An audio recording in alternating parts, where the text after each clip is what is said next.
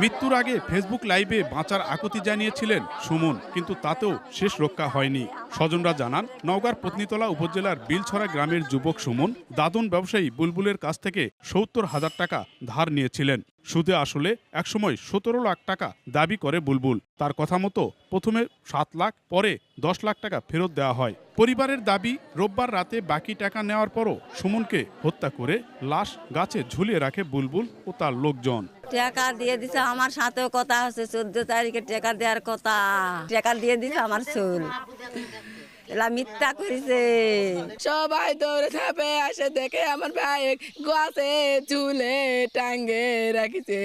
আমার ভাইয়ের সুখ বিচার চাই। হুট করে আমার এক ভাস্তার মোবাইলে ফোন আসে মেসেঞ্জারে, যে আমাকে বাঁচাও, আমাকে বুলবুল অ্যাটাক করছে ন্যাদোর রাস্তায়। ওকে আগে বিভিন্নভাবে আহত করছে।